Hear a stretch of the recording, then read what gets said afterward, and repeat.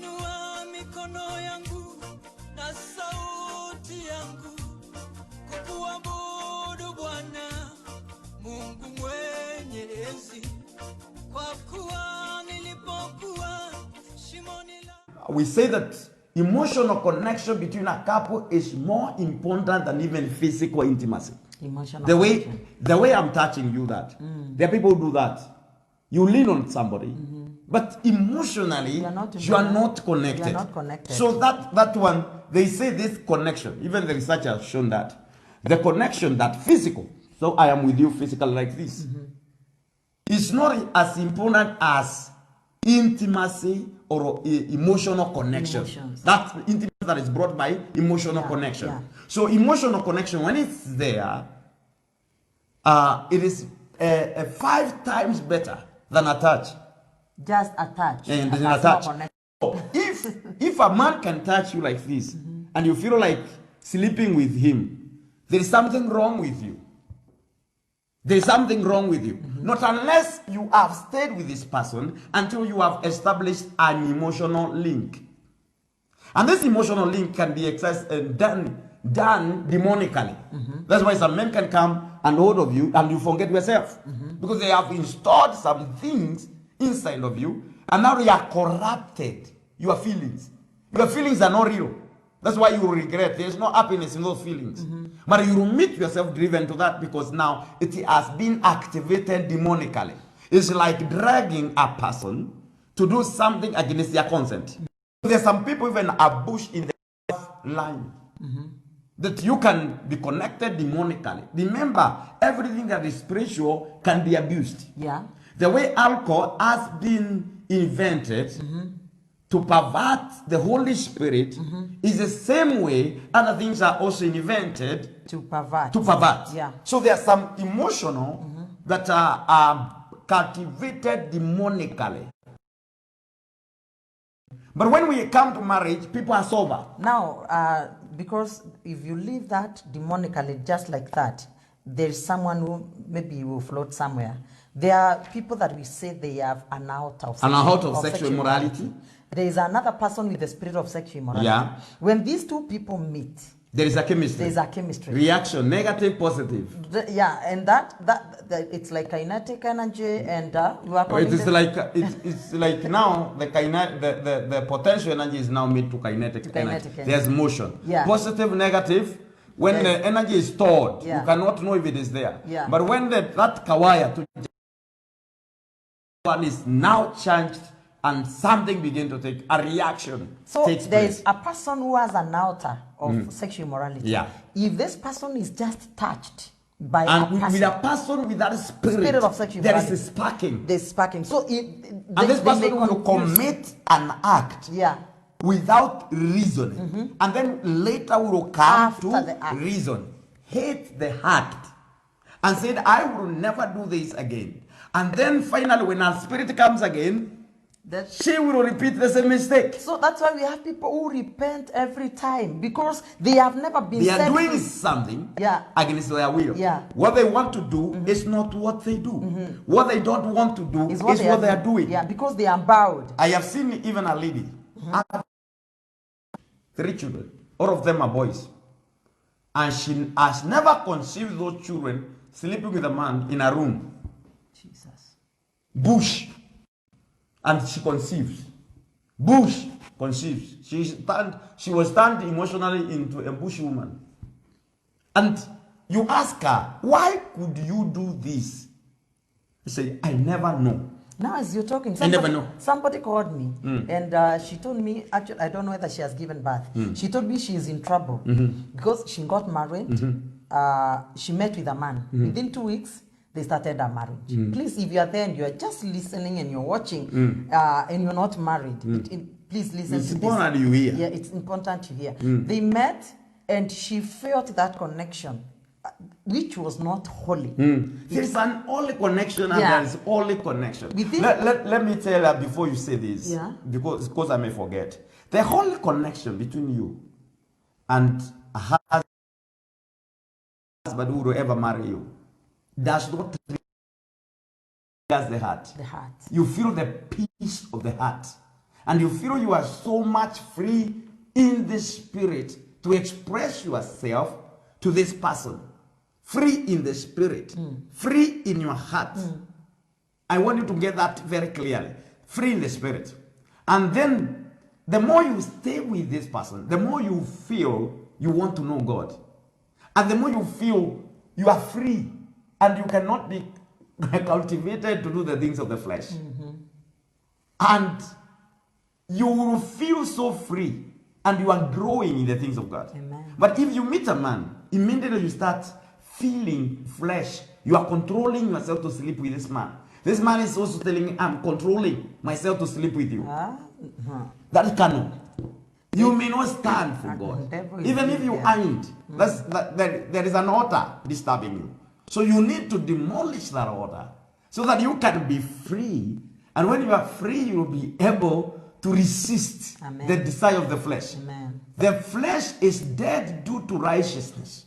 So when you get married, is the time now you feel activation has taken place. You wonder how this happened. That's why we advise couples who are not married. Maybe I may not get you to give you counseling, but you can hear me. There's those who come to us acting foolishly.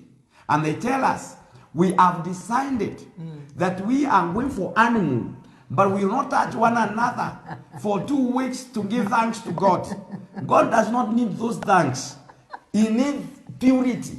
He needs your purity before marriage. That is the thanksgiving that you can give God. Stay holy until you marry. Yeah. Then immediately you marry, that does not become a sin anymore. It's a blessing between you and the other. Then what other people come to give you in the wedding day, they bring you thermos, they bring you plates, they bring you other gifts. What you give to your partner that day is your body as a gift. Yeah. Fully wrapped, not unwrapped. You don't use gifts, even if they brought you before the wedding. Before you open them in the wedding night. So you should be opened in that wedding night. If you are opened before wedding night, the process was abused. The gift was, imagine somebody bringing you a gift and then you wear it in the day of the wedding. It was needed. There are some gifts you are given to support you to do wedding, and there are gifts that come during the wedding for you to enjoy. So the gift you give to one another is not a car. It's yourself. It's yourself, your body. And now you need to honor that. So you are not supposed to abuse that process before the time. And then when you marry, you are free. That one is unlocked the day you get married. When the pastor says, I declare you husband and wife, there is a cover that comes immediately out of you. Immediately this brother you are calling brother, the senses are removed now. It's no longer a brother. He has turned into husband. Actually, it's like when you are praying, when the fasting is declared over. You feel there is you that are not appetite of food. So that's what happens. Yeah. When they are declared a husband and wife, it's like now you have been given the permits. the permits now. Yeah, and whatever happens, it is not condemned, it is not cursed, it is blessed. Yeah. But before, it is not a blessing. Before it is not.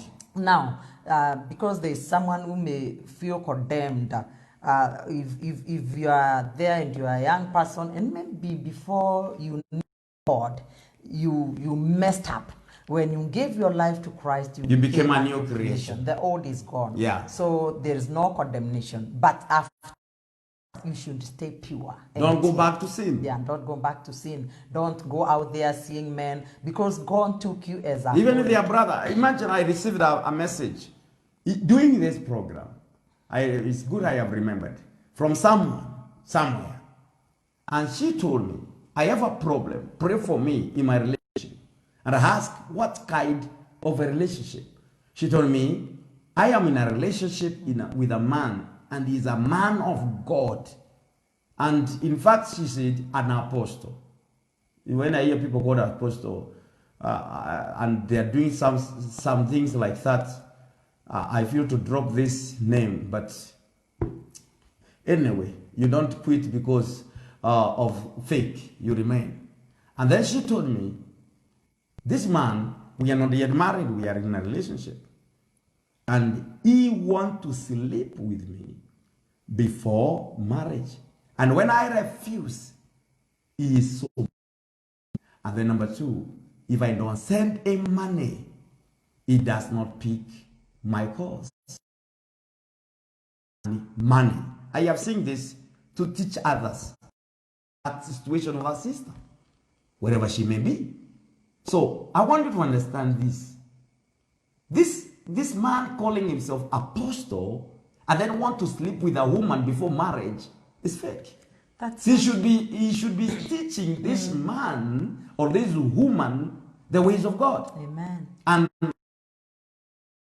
conscious how to remain in the ways of God. This is how the man of God is supposed to train. Yeah. When I met with you, I started teaching you the word of God. Yeah. You started teaching me the word of God, and you started knowing God more. Yeah. So this man, if he's a man of God, he's supposed to teach this lady to know God, even if the lady has a weakness. Now you see, the lady is the one fearing God. The man does not fear God. And we say real men. Real men do not ask for Do sex not ask before for marriage. sex marriage. These are playboys. And real women, they Do don't not package give for themselves. themselves, they don't seduce a man. Before marriage. They stand until time. They wait until Yes. time. Yeah. And that's what we advocate for. So this man is not a man of God. And even being called an apostle is abuse. Us doing that to a lady. Then number two, if a lady does not send you money, then you don't talk to her. That means this man is not willing to support even this lady marriage. I told the lady, even in natural circumstances, it is man who supports a woman. It is a woman who should be saying, my man does not support me and he is not giving me money. But a man leaning a money from a woman, that is the devil. That man is perverted, it's not of God. So you may be such things. Man is not into marriage, it's just to destroy destiny and then leave you after he has Looking for a sponsor. after he has damaged your relationship with God and destroyed your future, then leave you and use your money, dump you and leave you wounded. Refuse such relationship. If a man comes into your life within a very short time, he's making advances, want to kiss you, want to argue, want to do all these things and they are sexually promoted. I want to tell you, leave. It's a sign. God is speaking to you physically in a sign that this is not him. The good man will reach the woman. Yeah. I have seen men who are not born again, but when they realize this woman is a woman I want to make my wife, they refuse to sleep with her until they make her their wives. So you need to understand that as a believer. You don't give yourself. If you feel that you can't control your emotion, you weigh yourself and say, this thing when it is measured, I don't control myself. You don't need man to control yourself. You need to pray right now to demolish that altar because you will not control yourself. Enter into relationship. I realize some ladies, they don't stand for Jesus. It's an opportunity they have never seen to backslide. It's an opportunity has never come. Nobody has ever come closer to them in life and tell them, I love you, to stay close to you, and then activate that. They don't love God. It's an opportunity that they have not seen. And I pray you should not be among the lady who has not seen an opportunity to backslide. See them and then refuse them. Amen. And show that you have a stand and you can do something. You were giving us a testimony before then. Oh my God. That lady, when she went and what happened? We can talk, and some things can just be left behind. So I'm just giving a warning to the young people, and maybe to someone who is trusting God to have a family. This lady, she wrote a text, although she called me, and she told me she met with a man within 2 weeks. They were, 2 weeks. 2 weeks. They were a husband and wife, staying together. A husband and wife. So you can imagine such kind of a marriage. She gets a child, and after a few years out of that marriage. Is that love really? No. Now, after that, she told me she was to give birth, I think either last month or the beginning of this month. She was troubled because she cannot go back to her parents.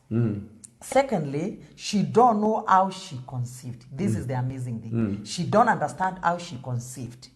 Simply because this man, she don't understand. That's why she was saying she believed this man was demonically positioned in her life. 2 weeks, they meet. Within 2 weeks, they are husband and wife. They have separated for a period of time, but the man reappears. And when this man reappeared, she woke up and she understood she slept with a man. But she saw an evidence of a in the house. But he never met. She never knew how this man came. She never knew how this man opened the place, the house where she was sleeping. She don't have that memory. But after a period of days, after a month, the second month, she realizes that she has conceived. And she calls that man, who used to be the husband for most time. So she told the man, I am carrying your baby. And the man is wondering, whose baby? And the man told, the lady tells the man, I saw you in a dream. And when I woke up in the morning, I saw, I don't know whether it was a shirt or a t-shirt that belonged to you. And the man told this woman, you are insane. So that's why people should be very careful and very cautious. Because demonically forces of darkness can be rearranged to torment your life and to distort your destiny. That's why before you say yes to any man, seek God first. Pray, let God speak. And if God speaks, then let God speak to both the two of you. And don't allow any prophet to come and tell you you're going to marry brother so-and-so, you're going to marry sister so-and-so. The prophet will not be married by that man. You are the one living with the man. If a prophet speaks, let prophet confirm that you're in such a relationship, or why. Let the prophet confirm. Even you have gone a tone lower. There are prophets who tell you the reason why you have delayed marriage is because you are not sanctified. And the Lord God has visited me and has told me to sanctify you. Open that way so that you will be free for marriage. Devil is a lie. That is not sanctification. It is defilement. It is defilement. Yeah. The Bible is talking very clearly in 1 Thessalonians chapter 4. And it's talking about your sanctification, that you control your vessels. And that if you are anyone who rejects this, does not reject something from the Lord, from a man, but reject something from the Lord. So there is sanctification. This is the will of God for your sanctification. Hallelujah. So you are supposed to remain sanctified. You are not supposed to be defiled. Sexual before marriage is defiling, sanctifying. Whether it is done by a prophet or an apostle, whether it is before marriage, is defilement. It's not sanctification. So don't be deceived and follow the wrong steps of life. Amen. So even the prophet should not tell you who to marry. Because the prophet is not going to stay with that person. Apostle Mwenda is married to Pastor Florida. They are happy. I'm not the one going to stay with you. You're the one going to stay with that man or that woman. So you have to have a voice. And you have to pray and hear God. But I can confirm that you're not seeing. I can tell you, my daughter, open your eyes. This is not right, because I can see. I can see where you are going. I can see where you are, the mistake you are about to make. But I am not the one who is going to choose for you or make you choose the one to stay. Now, let's continue now. Yeah. Sex is more fulfilling in marriage when romantic love is at work. Yeah. So some people are complaining this, and they are believers, and they're saying this is not working, this is not working, sex is not fulfilling. Why? It is because romantic love is not at work. So you cannot have a fulfilling sexual life as married couple when romantic love is not at work. So it should be brought into its place of work. We have seen Proverbs 5:19, as a loving deer and graceful doe, let our breast satisfy you at all times. You are captivated, moved towards that person, transported towards that person. That is when now this becomes something that's good. Now, romance must be present in every marriage. Yeah, in every marriage. So listen to me, ladies. Romance must, and gentlemen, of course, romance must be present in every marriage. It is not only for the newly married. It's not only for the newly married. Some people say these things are for the newly married. Even old. This romance. Actually, they comfort themselves. It's just the comfort. They know they are missing something. Yeah. So continue throughout your marriage life. Note that and keep it somewhere. If you are losing it because you're just 5 years, you're 10 years, and you're losing romance in your marriage. Yes. There are so many steps at the end of you, and you need to be cautious of where you are going. So romance is supposed to be maintained throughout love, the marriage life. It must be there. You must be kind. That's what we're romantic about. You must be kind and attractive to your spouse. You must be kind and attractive to your spouse always. In marriage, you must be showing that kindness. Kind gestures. Something that shows that you're kind. You're showing you're concerned, you love. That's romance. And you must continue throughout. So it's not for the newly married that they are supposed now to go out and drink tea together. The man is able to carry the luggage for the wife, help the wife to pull and dress when sometimes they wear a very long dress. I don't know where they are going, but now they cannot. Maybe they want them to sink even below the ground, but the dress now spread. So sometimes challenges come. This person cannot carry these things. You need to help. So you cannot watch like a magic. You must be involved in the game and begin now to help. For this person, the things that she's carrying shows that she can carry another burden called dress. And you enjoy that because that dress is made for you. Not for her. Of course, she wants to wear it, move around there. And that's why I tell the ladies, when you dress, move around your husband. Just go around. Say, oh, can you see? Don't just dress and go, bye, we shall see him. Have time for show. Let this man see what you have dressed and show and display. Display the kind of dressing that you have, so that this man will have the image of you. Even if he's not attentive, bring the attention to you and say, now I'm going. And this man will feel good now you're going. Some of them see it as foolishness. That's why we are saying now, they allowed it to die. The devil has come and corrupted your mind. And you see that's now foolishness. Everything that is for child. We are grown up. That's what you call grown up. You will see grown up committing adultery. And that is much childish. That is more childish than running, going around. And it's even evil and punishable by the law of God. So you need to be nice. The man look nice, and the woman look nice before the wife. So we are saying that romantic life is not for, or romance in marriage is not for the newly wedded people. It's supposed to continue throughout that marriage. Throughout, so you say, be kind, attractive to your spouse every time. So that kindness. So that, and you're being romantic. That's kindness, how you talk, how you do this. You talk softly, nice, and say, you are so romantic. The romance, that is how it's seen. Little things. Affection without romance cannot work. It can't. If there is a way it is supposed to be executed. So, or young, you should like having lunch together, having dinner together. That's romantic. You go out, house has been tired and you want refreshment, you go out. Occasionally when it's free, some people who used to go out and do some things, the corona is affecting them a lot. A lot. You have a candlelight dinner together.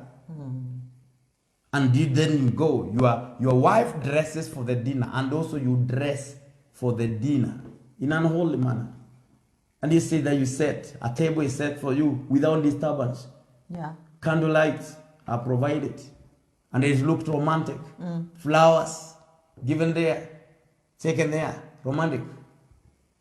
Your home, the way you prepare it, even your bed, yeah, everything you prepare, it should show that it's your bedroom. It's not a place where chicken and goats sleep. It's your bedroom.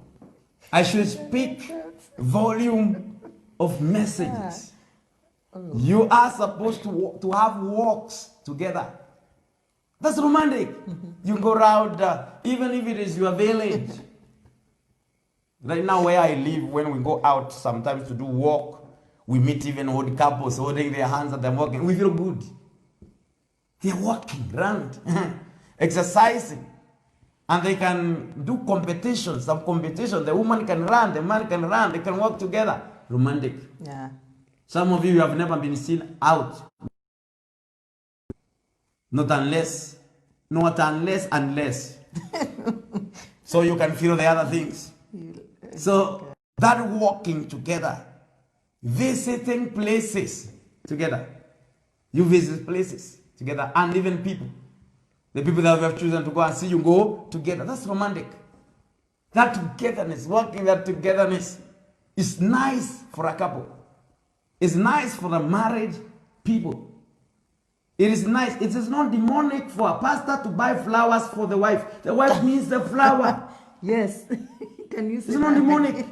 It's not demonic for a pastor to write a kind of love and tell the wife, I love you. When I see you, I see the angel in you. Come on now. It's not bad that you say that. So some of us are saying this is demonic. And that is why you see now, you are not enjoying what you're supposed to enjoy in marriage because it's needed. It's not wrong when you go with your wife, visit places, go for shopping, go for some things that you are able to do together. Yeah. As a couple. And this is romantic. Some, you don't just tell the other, go, I will come. Go together. And the woman means that. Especially when you have cars. And every time the car is moving, this person is going in this direction, the woman wants, some of the women want even some cars to be sold so that you can be there. Because they need you. The presence. Not every woman dies for a car. They die for your presence. They want you see you. They want to have you. So men know that. And the woman feels nice when she is now the company of the husband and what? And you have that confidence. And when you don't go with her, she feels like she ashames you. Yeah. So you need to boost that confidence. I'm moving with her. And that is nice in a marriage. So these are the things that continue in marriage. Yeah. I came to understand this. And every time we have traveled out, we have met with this. Most of the young, the old people in Europe, in America, they travel a lot. A lot. They travel a lot. They save and they have money kept aside for them to enjoy the world in their old age. Yeah. And when you see them, they are romantic. They are moving together, over together, helping one another. And with Oh us. my goodness. And you enjoy it. Now, when you look for African woman, especially from a community where I come from, when the man begin to grow, he has a different house. The house for the man and the house for the mother. So that the man will just be, the food will be being sent there. And even not from the wife, from the sons, from the sons the daughters-in-laws. To eat. Nothing more. So he is eating to die. After that, no life to enjoy after that. Very demonic. And we need to come out of that kind of a thing. And understand that you need to be together, even at your old age. You need to be looking romantic. And working together, being there. There are people who are not, maybe they're not getting this. When we are talking about the romantic love, it is that we can say it is an intimate relationship. An intimate relationship between two people that has got a love affair attached in it. Yeah. So when you are intimately connected. And we have a love affair. And the key thing of this connection or this intimate relationship, there is this key thing here, love Love affair. affair. We can also say it is a strong possession, obsession. When you are obsessed by, By the other someone. person, you are obsessed, and you are attached to this person. You are obsessed. If this person is not around, you feel like you are sick. You feel like that, like half of you, like part of you is gone. Is gone. That's why I also tell people, don't marry a person to live with. Marry a person that you feel you cannot live without. I love that. Marry a person that you feel you cannot live without. Not a person to live with. A person that you feel you can't live without him or her. That's something you must think about when it comes to marriage. You can continue. Yeah, so we are just giving that enlightenment so that it's broad. You can seek even your dictionary so that you can understand more. We can also say to have this meaning, the word romance. It is the idealized love which is pure and beautiful. There are love that are not pure. Yeah. And there is a love that is very pure, and it is a very beautiful love. And that is why for romance now to be at work, a couple should be very innovative. You should be very innovative to keep the romance so exciting. Yeah. Because if you just do one thing, you are there, you have a certain line. You have a certain go into deep and understand the value of this so that you understand why should I sacrifice to make sure that this remains. Why should I sacrifice to make sure that this love remains? So this marriage, in your marriage, you need romantic love because without this marriage, without the romantic love, there are some issues that you do not like in your marriage relationship. I want you to understand this. Though agape, I mean the romantic love or the eros love is short-lived or brings a short-lived happiness in marriage. Should be always developed to stay. Because it is very important.